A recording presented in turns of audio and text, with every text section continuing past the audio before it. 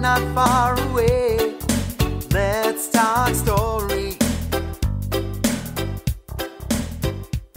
It's where my mama was born, it's where I come from, it's where my daddy fell in love not long ago. Aloha everyone, this is Larry Camp, and welcome to the Nobody Knows Your Story podcast, which just happens to come with a side of Hawaiiana. Nobody Knows Your Story is a podcast which I believe will impact each listener in a positive way. As you listen to the experiences that have transformed, shaped, and guided each guest, perhaps you'll better understand your own personal journey. Some will surprise, some will make you question, and some will inspire, but all will leave you in a better place for listening in. As for the Hawaiiana, well, that's just a big part of my life story. So I invite you to check in from time to time, or better still, add Nobody Knows Your Story to your list of favorite podcasts.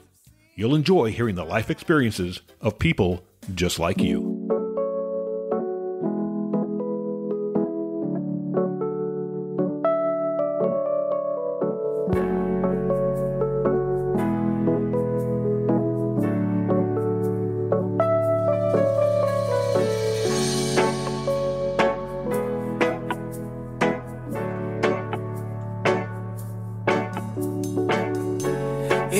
So nice, just like paradise.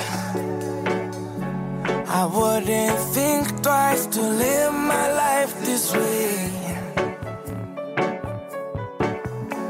You are so nice, just like paradise. Wouldn't think twice to live my life this way. For the rest of my days, coconut trees and my baby are swaying out in the breeze. As I lay on the beach, watch the sunset undress as I wind down.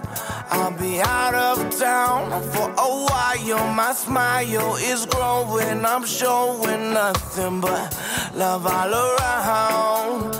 I'm trying to not kinda, but fully enjoy the blessings all around. Ikomamai, everyone, to another life story here on the Nobody Knows Your Story podcast.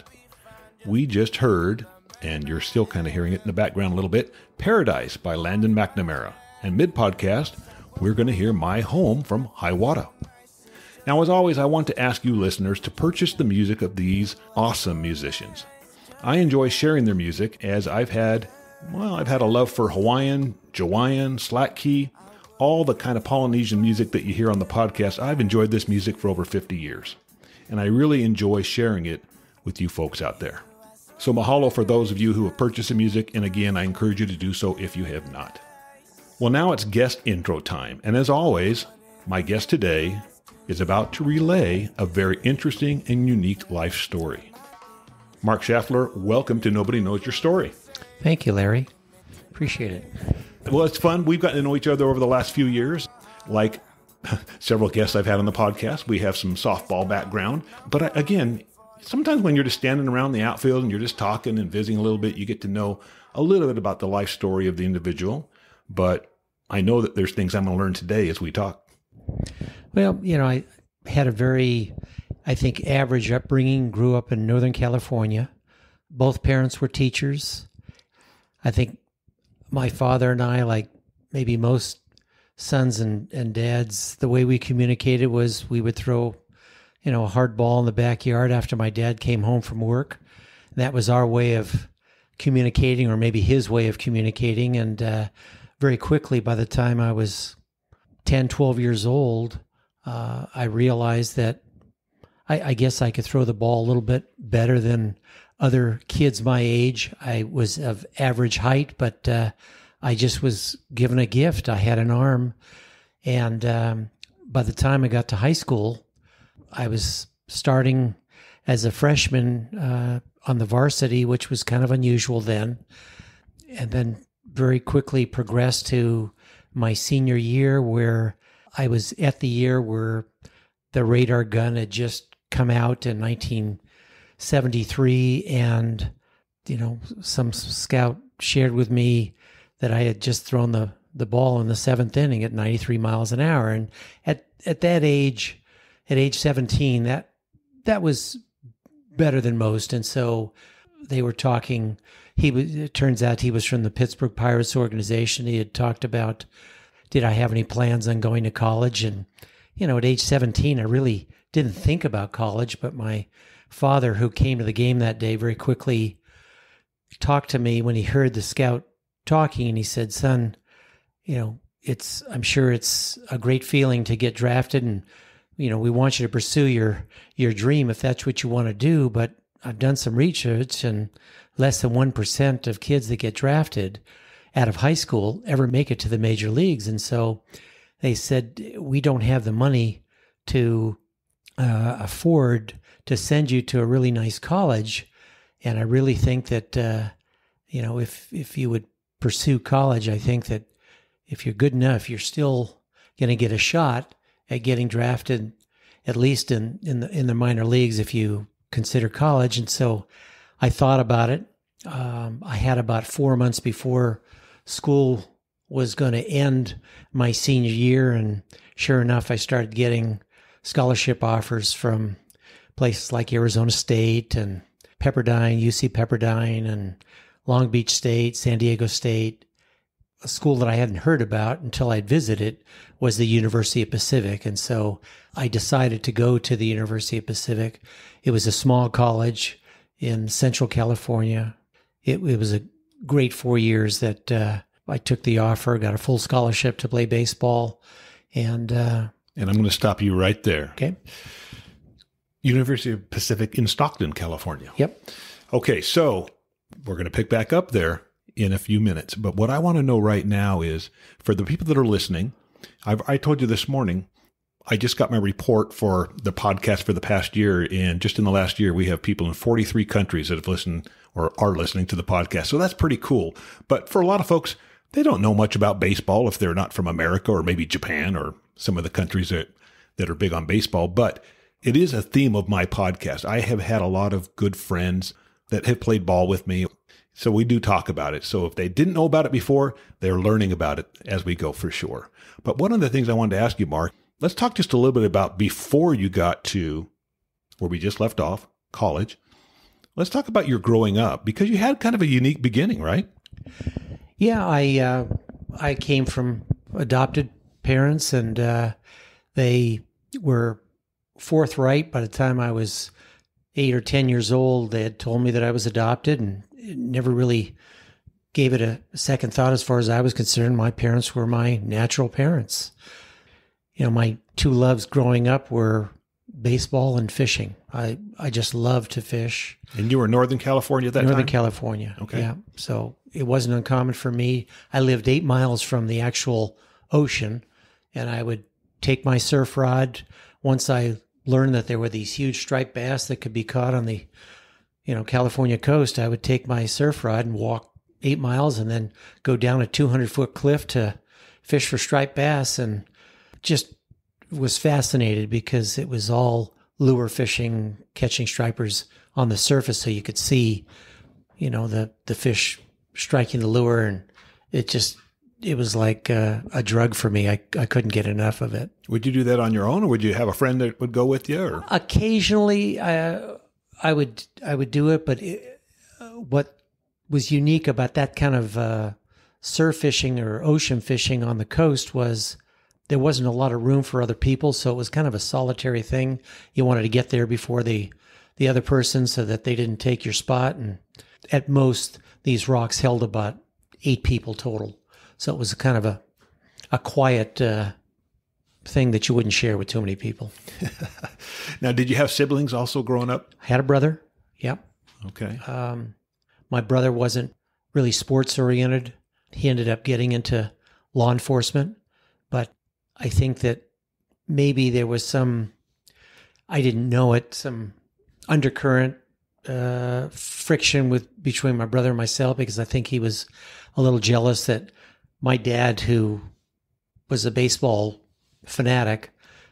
Probably spent more time with me than my brother because he wasn't sports oriented, and that kind of created a rift. But we managed to get through it. And was he older or younger? He was 5 years younger. Okay. So, all right. So growing up in Northern California, now, were you guys religious at all? Was your family religious? I was raised Jewish, but we weren't practicing really after I became a teenager. And so it really wasn't, I always felt Jewish, but I didn't practice it. Okay. And is that kind of where you're at now still? Correct. Okay. What were some of your other interests growing up? I know fishing, baseball. Were you into music at all? Yeah, I played the piano to my detriment. I coerced the piano teacher. I took lessons for, I think, a year, coerced him to play the song before he was going to teach it to me, and I memorized it. And I didn't realize it, but I was doing more harm than good because I learned to play music by memory instead of reading notes. And when I realized that I was going to have to put a lot of work into it, if it interfered with baseball, I kind of threw piano by the wayside. What were some of your favorite bands in high school? Oh, like most people, I love the Beatles. I love Led Zeppelin, Pink Floyd. Yeah. Yeah. Yeah. Those are, I still tell people, I feel like we had the best music, growing up in the 60s and the 70s and even the 80s. But, well, I think it's good when it's still playing today, 50 years later. That's what I say too. That's exactly what I say. All right. Well, hey, let's pick back up where you were at the University of Pacific in Stockton, California. You had a 4-year scholarship for baseball. Correct.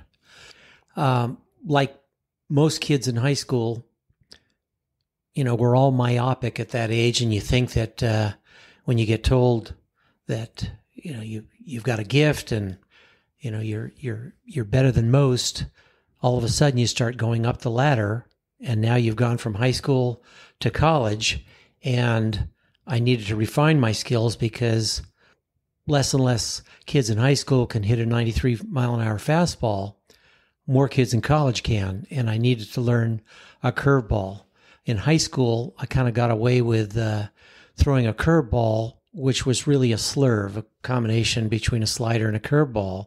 And as a lefty, facing 70% right-handed batters, a left-handed arm with a ball coming into a right-handed batter doesn't intimidate them. And so throwing a flat curveball is going to get hit. And my freshman year, the pitching coach got a hold of me and said, you need to throw a 12-6 breaking ball.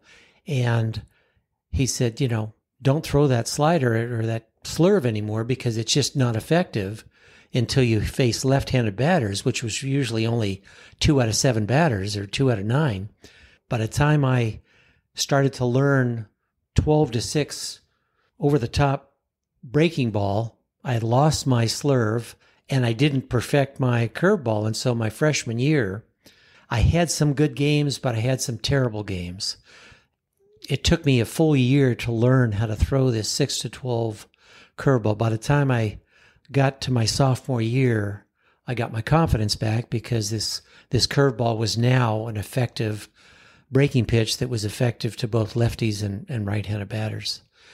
Sure enough, I had a great senior year. I threw 2 no-hitters. One of them was a perfect game against UC Santa Barbara, and the other one was against Fresno State, which was really good because a lot of scouts were there. It was towards the end of the season, and sure enough, I come my senior year at the end, I was called by the Baltimore Orioles, and they told me that if that was my passion, that they were going to pick me up. So I got drafted in the 7th round of the 1978 draft. Which is very cool because, again, as a person growing up playing ball myself, everybody that's 7, 8, 10, 12 years old wants to play in the majors. But like you say, some people are blessed with gifts and some aren't. And it could be a gift of size. You look nowadays and, the pitchers are, a lot of the good ones are 6'4", 6'5", 6'6". The days of, Greg Maddux and stuff. You can still pitch And Greg Maddux was not a big guy. But they're few and far between. Exactly. And, you throwing 93 miles an hour in 1972, 73, that was very fast. Nowadays, that's probably average pitching speed for a major league pitcher. And the pitchers today, like you had the slurve, you learned that effective 12-6 curve. But the pitchers today, if you don't have 3 pitches, you're probably not going to make it very long in the major leagues because the hitters are good and they can all hit a fastball. I don't care if it's 100 miles an hour. They'll figure it out. But having those other pitches is what keeps the hitters. It doesn't let them get comfortable. And that's why the effective pitchers have a number of pitches. That's correct. Yep. So you get signed by Baltimore. You are at this point maybe 21, 22? I was 21 at the time. Okay. Yep. And unfortunately, I mean, you can take a negative and turn into a positive. When I was going to high school, Baltimore was at the height of its organization in the big leagues, and they quickly ascended to, they didn't want to participate in free agency, and therefore they took a different approach because they didn't have the revenue stream that other places like New York, Los Angeles, even Chicago did in signing free agents. And so they wanted to grow their own, but they couldn't compete. But that left an opportunity for young up-and-coming players in the organization to move up quick. Unfortunately, I spent 3 years going from single A to double A, finally got it to triple A, and tore a rotator cuff. And that was pretty much the beginning of the end because I no longer had that, even the 93 mile an hour fastball. I had an 89 to 90 at best mile an hour fastball, and I had to rely on off-speed pitches and that, overhead breaking ball. But, when you're that age, you think the sky is falling. I was, when I was told that if I didn't pick it up in the last month, they were going to release me, I was pretty depressed. Thought, how am I going to face anybody that I went to school with, whether it was college or high school? And it took me a few years to realize that, life is all about kind of getting slammed to the ground. How quickly can you get up and go on with your life and find out that maybe that will turn into something even greater? And it did for me. One of the big endorsers or sponsors for the Rochester Red Wings, where I played my last year, he was an owner of a real estate firm. And he asked me if I would consider getting into real estate, which that was the last thing on my mind. But it turned into almost a 28-year career. So I went from, kid that just got released to going to the minors in real estate and learning the business, and learned that I was, after the first year, that I was good at it. The first year I used my name to try and get appointments, but then, after that, you've got to use some business acumen in order to close the deals.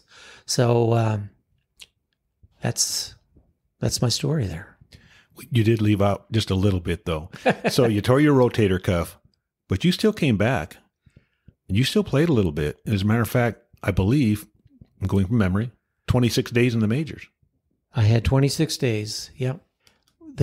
At the time, there was they changed it, I think, from 7-1, but a 5-1 clause that if you weren't called up within some time during your 5 years in the minors, any other team could pick you up. And so that was an incentive for the Orioles to give me a shot at the big club. And I did.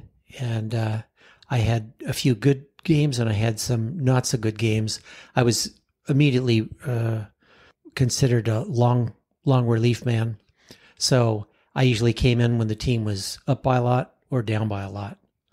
Realized that, that was kind of, at best, that was, there was not a lot of future in being a long-term reliever, but I made the most of it.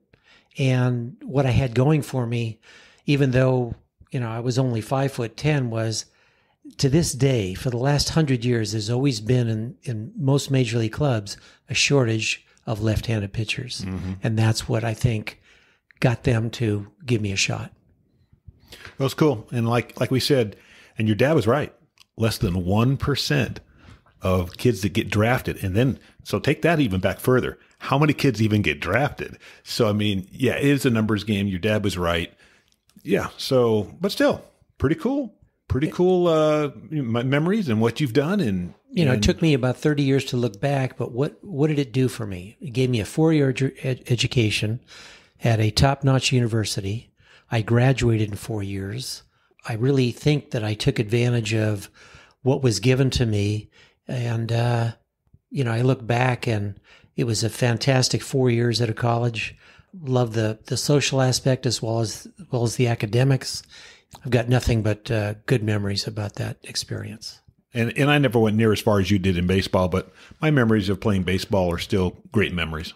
And I can't remember if I told you, but when I lived in the Sacramento area in 2002 to 2005, we started a league out there. I didn't start it, but I played in it, called Fastball. And it was, you threw all fastballs. And we had Rawlings made us a restricted flight baseball. It was all wood bats. So I pitched on our team because they had a radar gun and a big display where you could see the pitch there, and the leagues were divided by speed. So we played on a softball field. So you're pitching from like 52 feet instead of 60 feet, 6 inches. So if you're throwing a ball 70 miles an hour, it's like 91 with the equivalent because of the distance. And so that's what we did. Steve Sachs was our commissioner, and it was a lot of fun.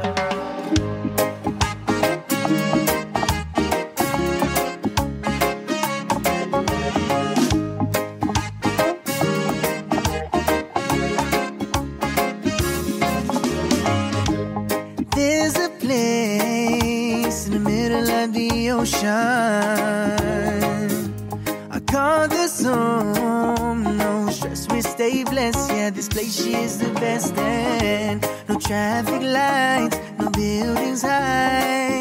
Yeah, we don't need them. It's paradise by the ocean side, and I repeat that this is where I'll be.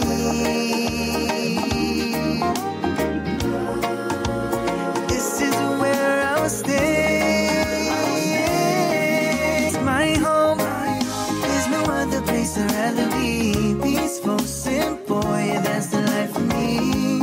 It's such a blessing to live this way. It's my home, there's no other place I'd rather be peaceful, simple, yeah, that's the life for me. Aloha every single day. Slow down, just take it easy. No need to rush. Just take a deep breath and enjoy this life you're living. Good vibes, feeling alright. Gemini singing. The H.I. Molokai. Yes, it's where I want to be. Whoa, whoa. It's where I want to stay. It's my home. There's no other place I'd rather be. Peaceful, simple, yeah, that's the life for me. It's such a blessing to live this way. It's my home. There's no other place I'd rather be. Peaceful, simple, yeah, that's the life for me. Aloha every single day. Yo, this is my home. Me have to tell you about this place right here, so vital. Roots and deep, your suit on my heart and my soul. You keep me going, love overflowing, cause this will always be my place. And when I'm away, I always long for your touch and sweet embrace. Mama, look at me, I'm so lucky to be born and raised. Cause I'm so proud to be from this island. It's my home. There's no other place I'd rather be. Peaceful, simple, yeah, that's the life for me. It's such a blessing to live this way. Friendly isles where I'll stay. It's my home.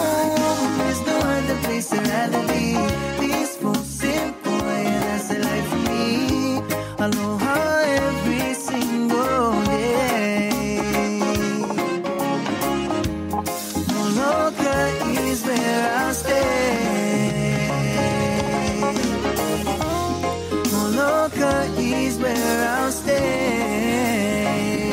Oh, oh. Molokai is where I'll stay. Well, okay, Mark. So let me ask you this. You talked about the 28 years in your real estate career. How did you end up in St. George? Because I believe your real estate career would have started, like you said, back east. Was it in Rochester? It was. I worked there for 15 of the 28 years, but I never was an East Coast guy. Winter was long there.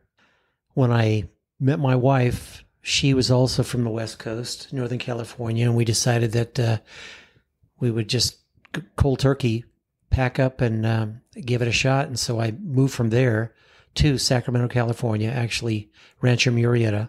Okay. And I'm glad we did, because I just, I'm an active person, and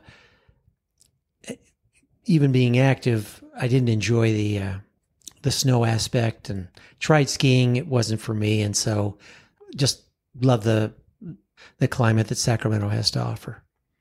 And it gets hot there in the summer. So when you were in Sacramento, how long were you there? Almost 20 years. Okay. Yeah. All right. So we lived in Elk Grove, not too far away. Yeah. And Judy went to high school in Modesto. So that's why I knew where University of Pacific was. Yeah. Yeah. And I have a good friend who actually just moved here and just started playing softball with us that played high school ball in Stockton. And he knows the area very well as well. Something came to my mind. I don't know if you want to edit this, but when I was in junior high, there was none of these pitch counts like they have today, where kids, they would limit them to, I think, 100 pitches during a 7-day period. They can't throw more than 100 pitches during the week. Well, one team didn't know it, but in one day, sometimes I would play for 3 teams, not pitch for 3 teams, but I would pitch 2 games in one day, going from San Mateo, California, back up to the Marina District and play in San Francisco at night. And I just couldn't get enough of the game. I was fascinated with not only playing the game, but when I think back about the game of baseball, I may have shared this with you sometime on the field. If this Abner Doubleday did in fact invent the game, I think he was an absolute genius, because while the outfield dimensions for each ballpark in the major leagues are different, slightly different, the infield's identical. And when you look at a ground ball to short, or a ground ball to third, or a ground ball in the hole, the runner is usually out or safe by half a step, most of the time. Or if there's a ball that's hit over the outfielder's head and it gets to the wall, he hits the cutoff man. If there's a runner trying to score, rounding third, going to home, and there's a throw to home, if it's a good relay, he's usually out or safe by half a step. That tells me that they got the dimensions absolutely perfect to the game of baseball. And it took me 30 or 40 years to realize why I enjoyed the game so much, but that's one of the reasons. Yeah, and not only is it challenging because of everything you just said, but I often thought, because I'm into numbers a lot, how the number 3 plays so much in baseball. 3 strikes, you're out. Everything's kind of divisible by 3 almost. 90-foot bases, 60 feet 6 inches. So I would always think of the number 3 and 9 players, 9 innings. I mean, so yeah, baseball is certainly, for those that got into it, yeah, it's just been a big part of my life too. A lot of fun. So I want to talk a little bit more about your real estate career though. So you did real estate back east. You came Rancho Murrieta. You did real estate there. Correct. How'd you get in St. George? Softball brought me here. When I retired from my work, I started to get into senior softball in Bend, Oregon. I went from Sacramento and moved to Bend, Oregon, because my love of fishing. I knew one person up in Bend, and he was a fly fisherman, and so he invited me up in his property, and I stayed there for 3 months and fell in love with the whole outdoor scene there. When I retired, from work all of a sudden afforded me the time I heard for the first time about senior softball. So I started playing, and the team, the first year, came to the Huntsman games in St. George, Utah. And when I was in the outfield, I just found myself, like many other people that have come here for the first time and looking at the mountains in St. George, just all the colors. And after the third year of coming down to St. George, I told my wife, Cindy, we've got to check this out. You got to take a look at this. And she said, I'll come, but we're not buying real estate down there. We're happy up here. I said, okay. And so she came down, and 2 weeks after the Huntsman games ended, we started looking at real estate, and here we are. So what year did you actually move here then? We moved here in 1997. 2007. Yeah, so you've been here a while. I've talked to several people who that's exactly Fred Hull. That's exactly how he got here too. He used to come from Washington with a team, and he's like, I like it here. So, and that's why sometimes when people are like, man, everybody's moving here, it's getting crowded. Well, there's a reason for that. There's a reason we moved here. That's right. So I understand that. So have you done any real estate since you've been here? No, I have not. I completely, I had an event for the first time in my life, a health event that one time when we didn't move cold turkey to St. George. We originally bought a home in Mesquite, Nevada, and I remember making the 14-hour drive one year. I'd been coming down for 3 years as a second home to Mesquite. And the next day I was playing in a rec league softball game, and I'm in the outfield and I'm seeing two of everything. A week later, after putting up with double vision, I finally went to an ophthalmologist that referred me to a neurosurgeon, and I was diagnosed with a brain tumor. At the time, we didn't know if it was cancerous or not, so I had to go through the testing and finally realized that it was a non-cancerous tumor, but it was pressing on an optic nerve that was creating double vision. That really sped up my realization that life's short, and so I quit the real estate after all the years of doing it, and never looked back. Obviously the radiation therapy that I had shrunk the tumor enough that my double vision slowly went away, and I came away with a positive outlook after going through some scary times that either we have a health event, or we have relatives that have a health event, or we have friends that we know that have a health event. And I think I came away with a little bit more compassion for people.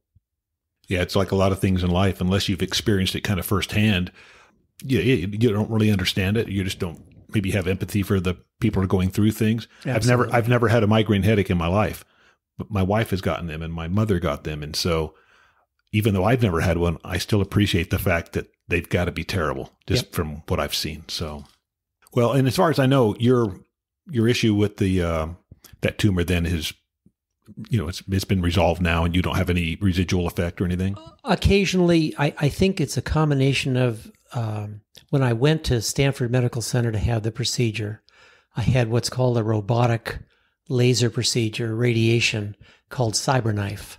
The doctor, he covered his bases. He said 3 things can happen. The tumor can either stay the same size, it can either get larger, or it can shrink. But it may take as long as 10 years to shrink. 9.5 years later, after I had the procedure, I woke up one morning and I normally scan to my left where I see 2 of everything, and all of a sudden I wasn't seeing double. And I think that when I went back, I would subsequently have MRIs, checkups every other year, and they said that it's a combination of the tumor may have shrunk slightly, but your brain got your eyes accustomed to this double vision, and the brain kind of focused things in. So I think I'm being long-winded here, but the bottom line is that life is good. Yeah. So you met Cindy back east? I met Cindy actually on the West Coast. Okay. Yeah. I know she's from the West Coast. So you guys have been married then for some time. 25 years. 25 years. Any kids? No children. Okay. No. What are the things that bring you enjoyment now at this stage in your life? I mean, what are the things have you done all your bucket list items? I mean, I've probably traveled to over 20 different countries in my life. I love to travel. I love learning new things. I took up pickleball a year ago, literally to this day, or yesterday will be a year. I think it's great, especially for seniors. Terrific hand-eye coordination exercises, playing, doubles. I picked up my wife and I picked up a couple of e-bikes, and I love going the trails occasionally. I'm an active person.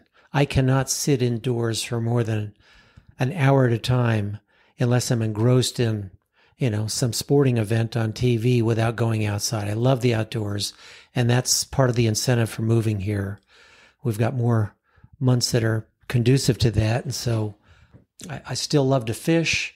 I love to fly fish mainly because it promotes catch and release. Very seldom, if ever, will a trout or any kind of fish swallow an artificial fly, and so it's easy to release them. I love anything that uses hand-eye coordination. And since I know you like to travel, and I know you like to do a lot of outdoor things, I know you've been to Hawaii. Let's just talk just for a couple of minutes here about your Hawaii visit, or has it been Hawaii visits? I've been to Kauai, I've been to Maui, and I've been to the Big Island as well as Oahu. I didn't stay. I've never stayed long enough to know the serenity that someone like yourself has fallen in love with. Actually living there full time.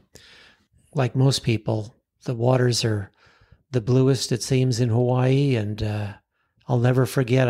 I took up. I'm regressing a little bit. I took up golf at the age of 25. It took me 10 years to really get a handle on the nuances of playing the game. It's one thing to hit a ball. It's another thing to try and score. Those are two different things in the game of golf. But I had gotten to the point where I was halfway decent, and I'll never forget those trade winds. I was on a fairway, and the flag was blowing to my face, and I was probably 150 yards to the pin. And I thought, do I use an extra club? Maybe 2 extra clubs, maybe 4 extra clubs. I went from a 8-iron to using a 4-iron, and trying to feather this ball. And I'll never forget that image of the ball just floating in the air like a frisbee, hovering, and just landing soft on the green with the trade winds knocking it down. It's a completely different game playing golf in Hawaii. And the thing I've noticed is everything seems to happen after about 11 o'clock. So it starts getting windy. We lived in South Maui, and I'm telling you, you wanted to snorkel in the morning. By the time 11 o'clock, noon, often it was windy, and then the waters get murky and you can't see very good. And so, but yeah, softball, same thing. Anything that you wanted to do. I mean, hiking wasn't as bothersome by the wind, but everything else you wanted to kind of do before it got too windy, if you could. Yeah. Of the islands, then you just named off 4 of them. Did you have a favorite? I think Kauai, because I had the opportunity to enjoy. Is it called the Gold Coast? The canyon. Waimea Canyon. Waimea. My wife and I treated ourselves to a helicopter tour. And it literally looked like a rerun of Fantasy Island. Mm-hmm. Seeing these birds with what looked like 2-foot tails at the end of the white birds with these beautiful tails hovering on these waterfalls. I'll never forget that image. Yeah, and that canyon, they call that the Grand Canyon of the Pacific because it is a pretty big canyon. Yeah. Yeah. Well, right on, man. So I guess the only other thing I would maybe ask you about just a little bit would simply be, and we know we like to travel. We know, you want to be active, but do you have anything in the next 12, 24 months that you guys are looking forward to doing? Yeah. My wife, after 41 years for working for the same company, is retiring in 3 months, and I want to do something special for her. So it's kind of a two-edged sword. I'd like to treat her to, a 2 or 3 week getaway, maybe somewhere in Europe, but right now I think it's kind of a hot spot. So I I'm leery about doing it, but at the same time, I'd like to treat her to something because work has always been first for her, and she's finally looking forward to enjoying. I've been retired for 10 years, and she's looking forward to it. So I want to do something special, but it'll be somewhere. Yeah. We just haven't pinpointed where. Would you be more inclined to go back to somewhere you've already been or somewhere new? Probably somewhere new. Yeah. Yeah. I like doing that too sometimes. Yeah. I mean, it's fun to do both, but certainly it's fun to go to some new places. Well, okay, Mark, I certainly appreciate you coming on and telling your story today. I mean, I knew you had an interesting story, one that's everybody's story is unique, and certainly yours is, but I do appreciate it. Thank you, Larry. Appreciate your time. All right, everyone. Well, hey, check back in 2 weeks. We'll have another interesting guest here on Nobody Knows Your Story.